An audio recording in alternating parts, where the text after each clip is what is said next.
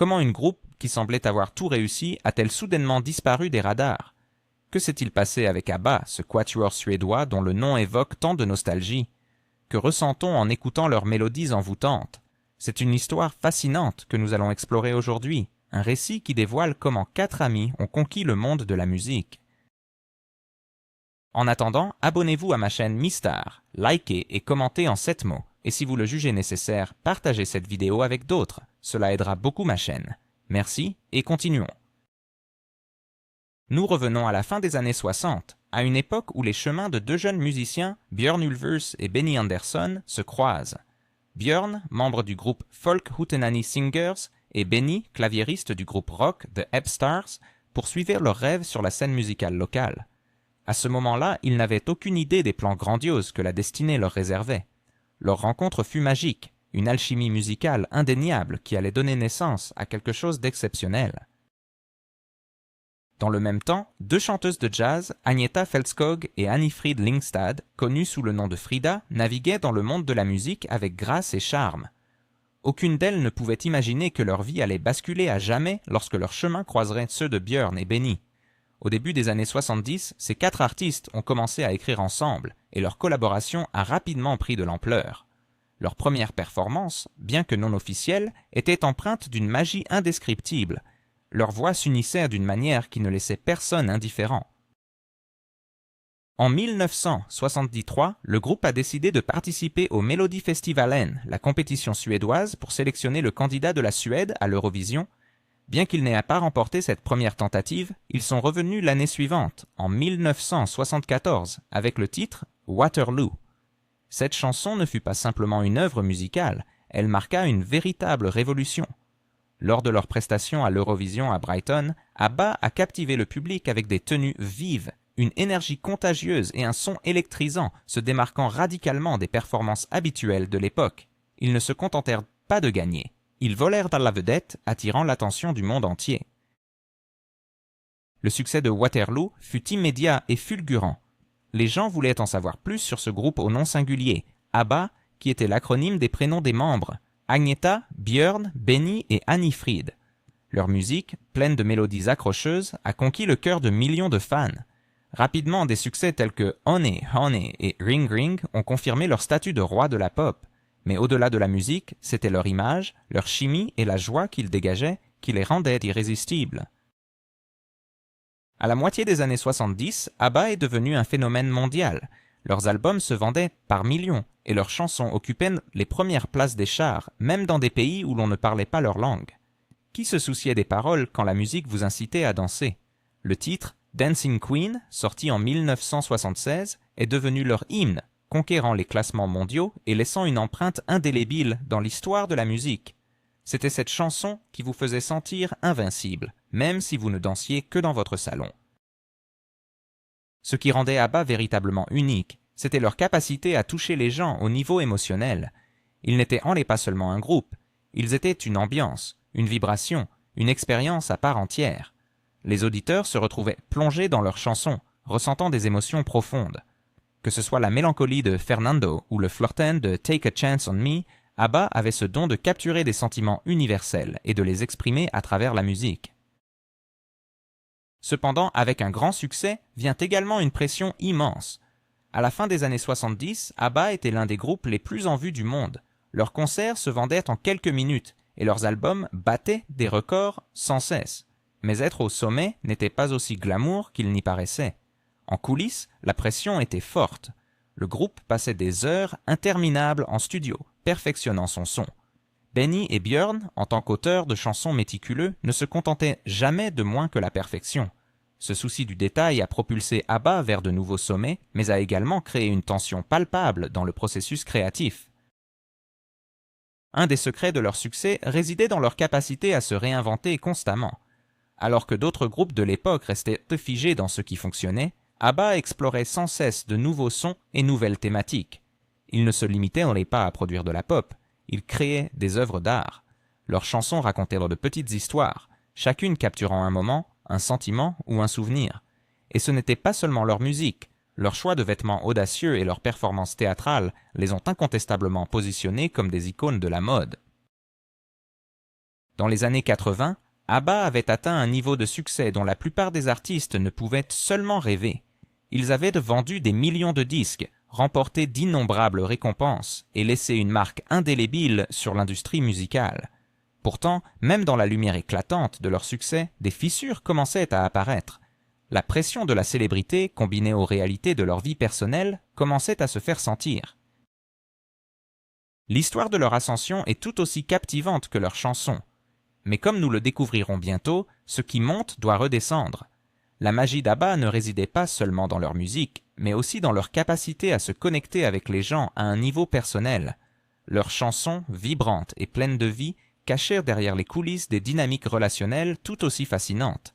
Imaginez un groupe où, en plus de travailler ensemble pour créer des succès, vous entretenez des relations amoureuses avec vos collègues.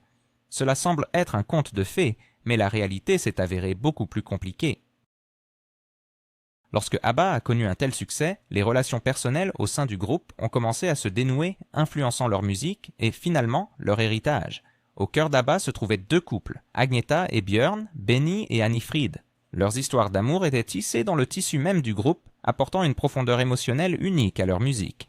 Quand ils chantaient l'amour, le cœur brisé ou la nostalgie, cela résonnait authentiquement, car c'était leur réalité. Cependant, cette proximité était accompagnée de défis. En étant constamment sous les feux de la rampe, leur relation s'était retrouvée sous un microscope, et la pression de la célébrité commençait à révéler les fissures dans leur fondation.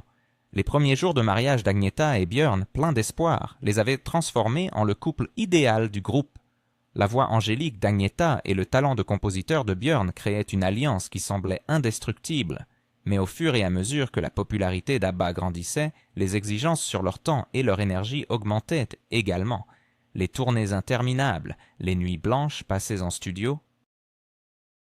Comment Agnetha et Björn ont-ils pu passer de partenaires amoureux à ex-conjoints tout en continuant à créer des chansons emblématiques?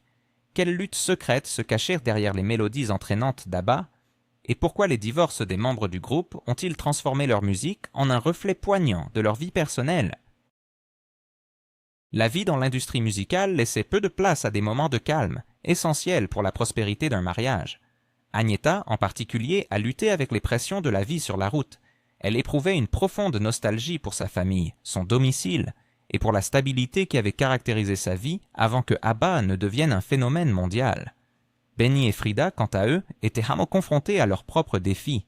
Bien que leur relation ait commencé avec une alchimie qui semblait indestructible, la pression constante de leur carrière musicale commençait à peser sur leur couple. Benny était le moteur créatif derrière une grande partie de la musique d'ABBA, tandis que Frida apportait une touche de sophistication qui les distinguait de leurs contemporains. Ensemble, ils formaient une force puissante, mais leur histoire d'amour, tout comme celle d'Agnetha et Björn, était mise à l'épreuve par la célébrité. Les tournées incessantes et les enregistrements laissaient peu de temps pour nourrir leur relation. Les ambitions personnelles de chacun commençaient à les tirer dans des directions opposées. Au fil des années 70, la pression au sein du groupe devenait de plus en plus intense. Le succès de chansons comme Knowing Me, Knowing You et The Name of the Game laissait entrevoir une tourmente émotionnelle sous-jacente. Les paroles, souvent écrites par Björn et Benny, prenaient un tournant plus introspectif et mélancolique. Les fans ne s'en rendaient peut-être pas compte à l'époque, mais ces titres étaient le reflet de véritables difficultés de vie rencontrées par les membres du groupe. Leur musique semblait être un miroir, reflétant les joies et les peines qu'ils traversaient en temps réel. Un tournant décisif se produisit en 1979, lorsque Agnetha et Björn annoncèrent leur divorce. Pour leurs admirateurs, c'était une nouvelle choquante. Comment un couple à l'origine de certaines des chansons les plus romantiques du monde pouvait-il se séparer? Pourtant, pour ceux qui étaient proches d'ABBA, cela n'était pas si surprenant.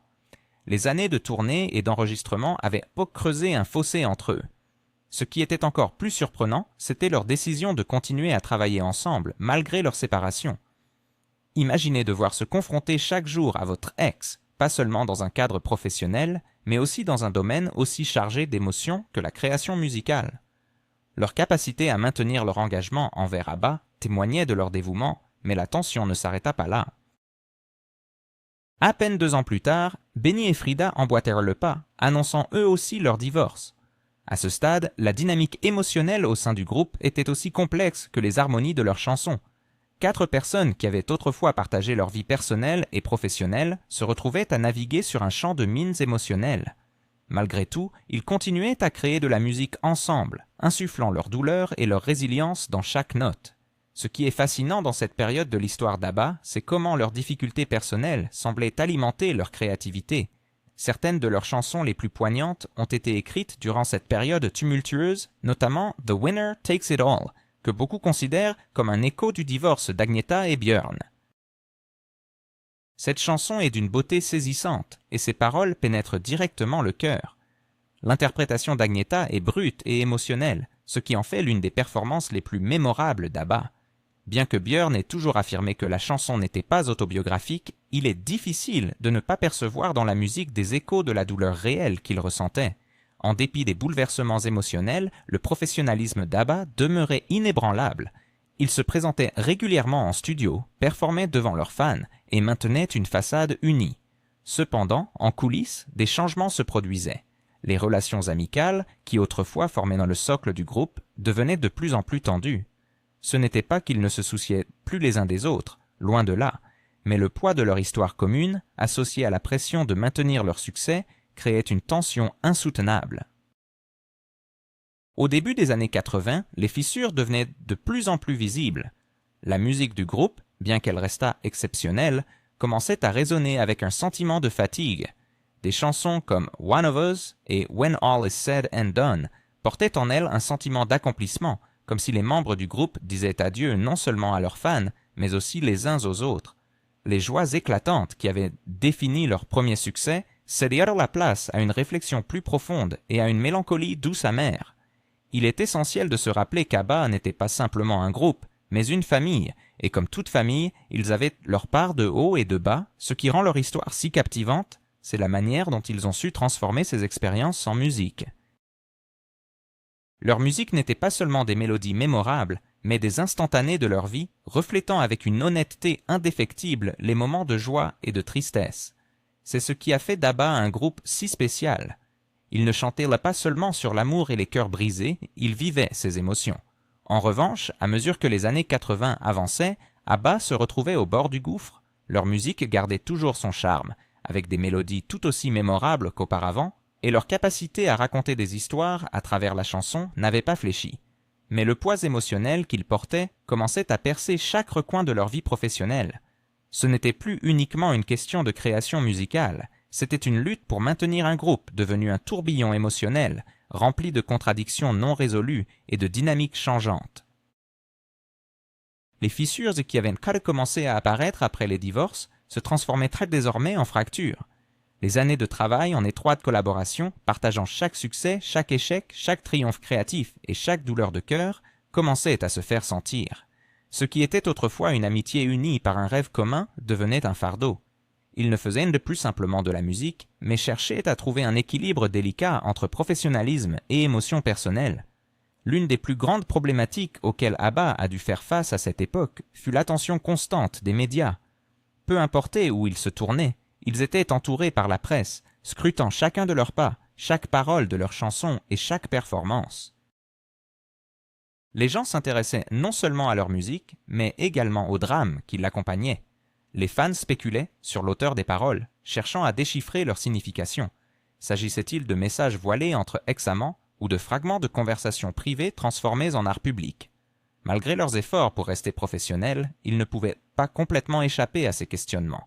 Et comment auraient-ils pu, puisque leur musique était à la fois personnelle et profondément ancrée dans leur réalité? Cependant, la pression ne venait pas seulement de l'extérieur. À l'intérieur du studio, l'ambiance changeait. Benny et Björn, qui avaient toujours été les moteurs créatifs du groupe, commençaient à prendre le contrôle avec plus de fermeté. Leur vision de la musique d'ABBA évoluait. Ils aspiraient à expérimenter, à élargir leurs horizons et à explorer des thèmes plus sombres et plus complexes. Ce changement n'était pas nécessairement un mal, car il a conduit à la création de certaines des œuvres les plus profondes et émotionnellement riches d'ABBA, mais cela a également engendré des frictions. Agnetha et Frida, qui avaient toujours été les voix du groupe, se retrouvaient parfois en désaccord avec cette nouvelle direction.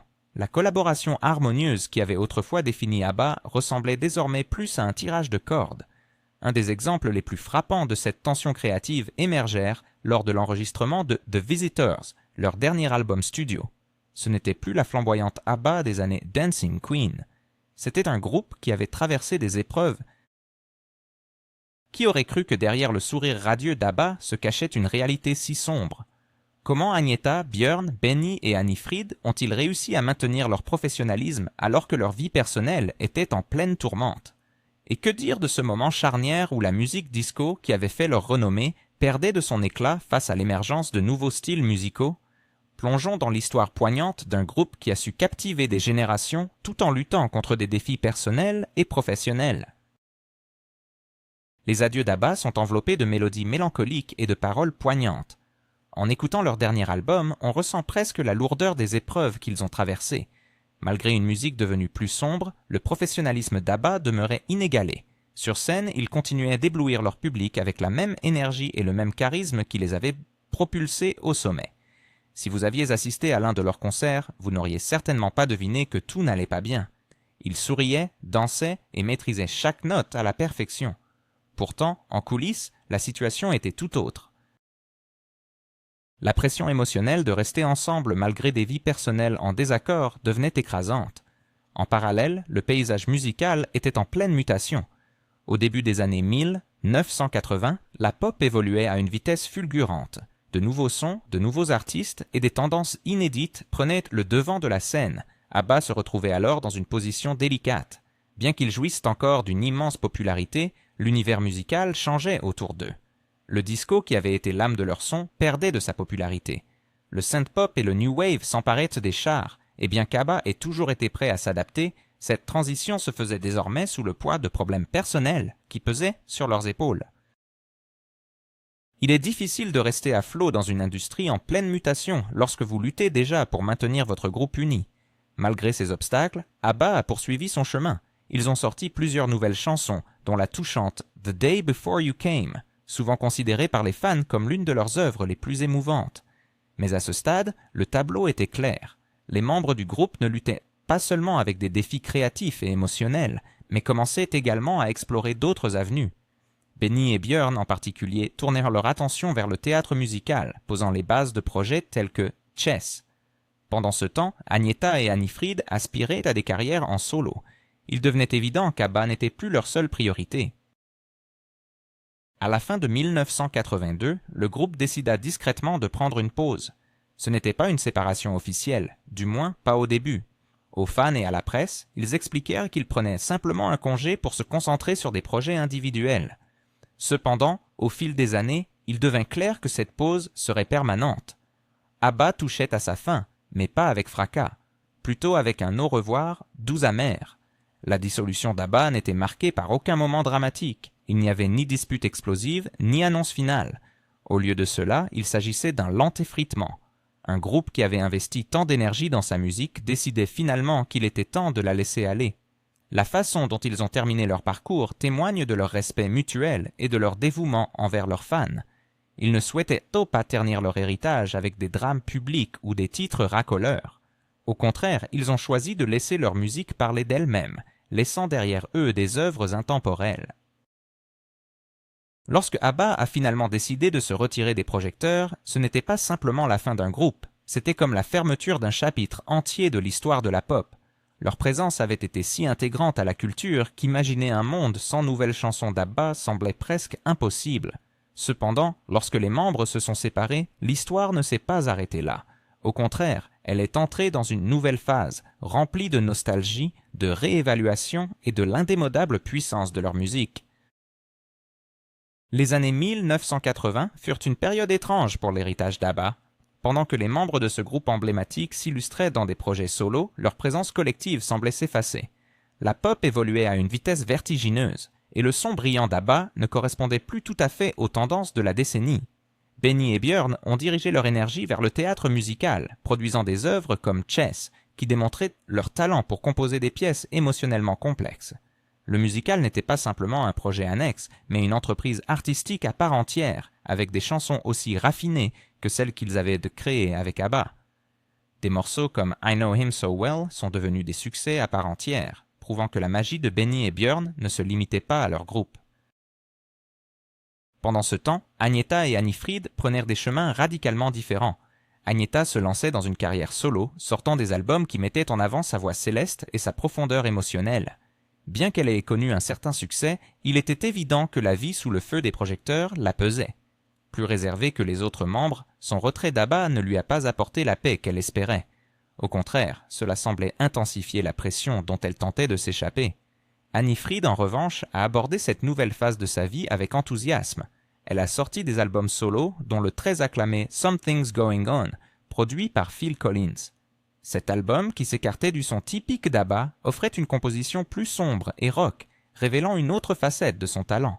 La carrière d'Annie Fried prospérait dans les premières années qui ont suivi ABBA, mais comme ses collègues, elle a finalement choisi de se retirer de la scène musicale, optant pour une existence plus paisible et personnelle. Au fil des années, l'absence d'ABBA dans le monde de la musique devenait de plus en plus palpable.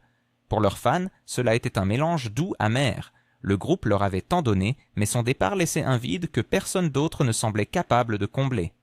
Pourtant, même lorsque les membres d'ABBA prenaient leur distance, leur musique ne s'effaçait pas dans l'oubli. Au contraire, elle commençait à vivre une existence autonome, gagnant en ampleur et en signification d'année en année. Un tournant majeur dans l'histoire d'ABBA, après leur séparation, survint dans les années 1990, lorsque leur musique connut un retour en force spectaculaire. Tout commença avec la sortie de ABBA Gold, une compilation de leurs plus grands succès qui rappela au monde à quel point leurs chansons étaient incroyables. Cet album devint immédiatement un succès, se vendant à des millions d'exemplaires et introduisant une nouvelle génération aux classiques tels que Mamma Mia et Dancing Queen. Soudainement, ABBA n'était plus simplement un souvenir, il redevenait un phénomène. Ce qui rendait ce renouveau si captivant, c'était le caractère organique de cette résurgence. La musique d'ABBA avait toujours été intemporelle, mais dans les années 1990, elle retrouva une nouvelle pertinence. Leurs chansons commencèrent à apparaître dans des films, des publicités et des émissions de télévision, devenant des symboles culturels, là où elles n'avaient peut-être pas été reconnues au sommet de leur gloire. Pour les jeunes spectateurs, ABBA n'était pas un vestige du passé, mais une musique fraîche, joyeuse et inoubliable. Pour les anciens fans, c'était une chance de revivre la magie d'autrefois. Bien sûr, le véritable tournant se produisit avec le lancement de Mamma Mia, un musical qui transforma les chansons d'ABBA en une œuvre théâtrale à part entière. Sa première au West End de Londres en 1999 fut un succès immédiat, alliant la musique emblématique du groupe à une histoire émotive et chaleureuse. C'était tout ce que les fans pouvaient espérer, une célébration de l'héritage d'ABBA qui redonnait vie à leurs chansons d'une manière totalement nouvelle. Et lorsque le musical fut adapté au cinéma en 2008, avec Meryl Streep et un casting étoilé, qui aurait cru qu'ABBA, après tant d'années d'absence, ferait un retour fulgurant sur le devant de la scène? Que se passe-t-il lorsque des icônes comme Agnetha, Björn, Benny et Frida, qui ont marqué des générations entières avec leur musique, décident de revenir ensemble? Et que dire des attentes énormes des fans face à leur héritage légendaire? L'histoire d'ABBA est fascinante, non seulement pour ses succès inégalés, mais aussi pour la manière dont le groupe a défié les attentes. La plupart des formations musicales, après une séparation, sombrent dans l'oubli, leur succès devenant des souvenirs lointains, remisés dans des playlists nostalgiques. Mais ABBA a su transcender ces tendances. Leur musique n'a pas seulement survécu, elle a fleuri, atteignant des sommets inespérés et touchant les cœurs de nouvelles générations. C'est un témoignage de la puissance de leur art, de leur narration et de leur capacité à transmettre des émotions universelles d'une manière à la fois personnelle et profonde. Malgré l'essor de leur héritage, le thème du retour de la formation restait un point de discussion brûlant. Les fans se demandaient, sans relâche, se retrouveront-ils un jour?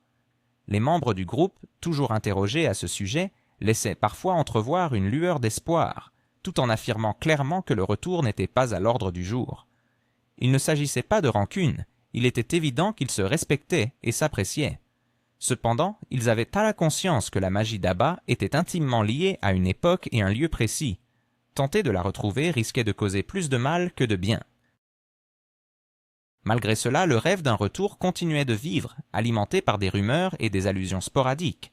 En 2016, les admirateurs ont eu un aperçu d'espoir lorsque le groupe s'est réuni pour une performance privée à Stockholm. Ce n'était pas un retour en grande pompe, mais cela a suffi à enflammer la passion des foules. Voir les 4 membres ensemble rappelait tout ce qu'ils avaient accompli et l'impact qu'ils avaient eu sur leurs fans. L'histoire d'ABBA est captivante car elle évolue encore aujourd'hui. Même des décennies après leur séparation, ils restent pertinents. Leur musique continue de résonner dans nos vies. Que ce soit pour un nouveau public découvrant Dancing Queen pour la première fois ou pour de vieux fans revisitant leurs albums préférés, la magie d'ABBA ne s'est jamais estompée. Bien que leur parcours n'ait pas toujours été facile, il s'agit d'une histoire de résilience, de créativité et de la force intemporelle de la musique capable de rassembler les gens. Avec leur héritage, des questions demeurent sans réponse. L'histoire d'ABBA ne s'est pas arrêtée avec leur séparation, ni même avec leur retour sous les feux de la rampe, grâce à des productions comme Mamma Mia et le renouveau de leur plus grand succès. Les années ont passé et les fans ont espéré quelque chose de plus, de définitif, que ce soit un retour ou de la nouvelle musique. Bien qu'ABBA ait toujours veillé jalousement sur son héritage, personne n'aurait pu prédire ce qui allait se passer ensuite. À la fin des années 2010, chaque membre avait tracé son chemin en dehors du groupe. Benny et Björn poursuivaient leur amour pour la musique et le théâtre, investissant leur créativité dans des projets comme Kristina från Duvemåla et Chess Revival. De leur côté, Agnetha et Annie Frid s'étaient largement éloignés des projecteurs, menant une vie tranquille, loin du tumulte de la célébrité. Les fans soupçonnaient que des retrouvailles semblables à celles de 2016 ne seraient sans doute plus qu'un doux souvenir. Après tout, ABBA avait toujours affirmé qu'ils ne reviendraient que s'ils avaient quelque chose de véritablement spécial à offrir. Puis, en 2018, une annonce a bouleversé le monde de la musique. ABBA confirmait qu'ils travaillaient sur de nouvelles chansons, la première depuis 1980. Cela semblait presque trop beau pour être vrai. Après des décennies de silence, le groupe retournait en studio, non pas pour une tournée triomphale ou pour revisiter leurs anciens succès, mais pour créer quelque chose de nouveau et d'authentique. Cette nouvelle a été accueillie par un mélange d'enthousiasme et d'incrédulité. Comment la musique d'ABBA pourrait-elle sonner après tant d'années? Pourrait-il recréer la magie qui les avait élevés au rang de légende? Le chemin vers ce moment a été semé d'embûches. Pendant de nombreuses années, ABBA n'avait pas osé envisager une réunion. Ce n'était pas une question de rancœur, mais ils savaient très bien les enjeux. Comment revenir après une si longue absence et répondre aux attentes d'un monde qui vous a érigé en mythe? C'était une décision complexe, mais comme l'a expliqué Benny par la suite, le moment était enfin venu. Ils avaient trouvé une manière de travailler ensemble qui était naturelle, décontractée et surtout joyeuse. Ce retour n'était pas une tentative de raviver le passé. ABBA ne cherchait pas à suivre les tendances ou à rivaliser avec les jeunes artistes qui dominent les charts. Au contraire, ils se sont concentrés sur le fait de rester fidèles à eux-mêmes, créant des œuvres qui reflètent leur état d'esprit actuel, tant en tant qu'individus qu'en tant que groupe. Le résultat fut leur album de 2021, Voyage, une collection de chansons qui se sentent à la fois intemporelles et modernes, un pont entre l'ABBA des années 70 et celle d'aujourd'hui. En écoutant Voyage, on peut ressentir le cœur et l'âme investis dans chaque morceau. Des titres comme I Still Have Faith in You et Don't Shut Me Down ajoutent une nouvelle dimension à leur catalogue. Ce sont des réflexions profondément personnelles sur leur parcours, abordant des thèmes d'amour, de résilience et du passage du temps, des sujets tout aussi pertinents aujourd'hui qu'à l'époque de leur apogée. Bien que l'album soit empreint de nostalgie, il n'y a pas d'impression de retour en arrière. Il s'agissait d'une célébration de tout ce qu'ABBA avait été et de tout ce qu'il pouvait encore offrir. La sortie de Voyage a été accompagnée d'un autre projet révolutionnaire, un concert virtuel avec des avatars numériques représentant les membres du groupe connus sous le nom d'Avatar. L'idée était aussi ambitieuse que novatrice. En utilisant des technologies de pointe, le concert recréait ABBA à son meilleur en les faisant performer avec un groupe en direct sur une scène spécialement construite à Londres. C'était un moyen de transmettre la magie d'ABBA à une nouvelle génération de fans tout en rendant hommage à leur héritage. La réaction fut unanimement positive. Fans et critiques ont salué le spectacle pour son innovation et son impact émotionnel. Ce qui est remarquable dans le retour d'ABBA, c'est la manière dont ils ont su établir un équilibre parfait entre nostalgie et réinvention. Ils n'étaient pas revenus simplement pour revivre les jours de gloire. Ils étaient de retour pour ajouter quelque chose de significatif à leur histoire, rappelant au monde pourquoi ils avaient d'abord été importants. Leur musique a toujours été en lien avec les gens, évoquant des expériences universelles, d'amour, de cœur brisé et d'espoir. Voyage ne fait pas exception. C'était un cadeau pour leurs fans, un rappel que, même des années plus tard, la magie d'ABBA reste bien vivante. La réaction à leur retour a été tout simplement extraordinaire. voyage, a dominé les chars à travers le monde, prouvant que l'attrait d'ABBA n'avait pas faibli d'un iota. Anciens et nouveaux fans se précipitaient vers les concerts virtuels, désireux de vivre la plus proche expérience d'un concert en direct d'ABBA. Bien que les membres du groupe aient choisi de rester à l'écart des projecteurs, laissant la musique et les technologies prendre le devant de la scène, leur présence était palpable dans chaque note, chaque parole et chaque instant du spectacle. En réfléchissant au parcours d'ABBA, il est incroyable de penser à combien ils ont évolué. Ils ont commencé comme 4 jeunes rêveurs en Suède, créant de la musique pour le pur plaisir. Ils sont devenus des icônes mondiales, traversant les hauts et les bas de la célébrité, l'amour et les cœurs brisés. Et maintenant, après tant d'années, ils ont bouclé la boucle en rappelant au monde pourquoi il est tombé amoureux d'ABBA en premier lieu.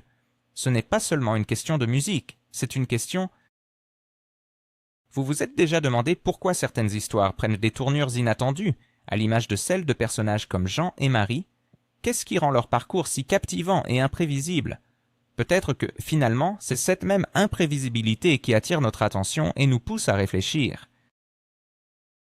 La narration de Jean et Marie ne suit pas le schéma traditionnel que l'on pourrait anticiper.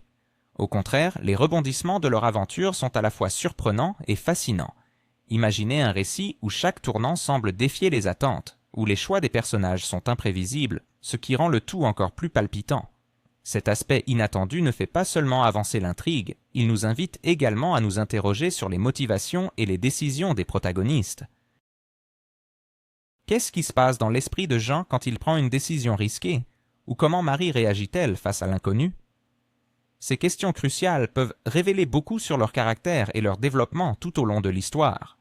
En effet, c'est cette dynamique de surprise et d'incertitude qui nous tient en haleine, nous incitant à nous plonger encore plus profondément dans leur univers. Nous vous invitons à partager vos réflexions et vos impressions sur cette thématique. Qu'avez-vous pensé des choix inattendus de Jean et Marie? La manière dont leur histoire se déroule vous a-t-elle surpris? Laissez-nous un commentaire ci-dessous et faites-nous part de vos pensées. Après tout, c'est grâce à vos retours que nous pouvons continuer à explorer ces récits captivants et à enrichir notre compréhension collective. N'oubliez pas de vous abonner à Mistar pour ne rien manquer de nos prochaines analyses et découvertes fascinantes.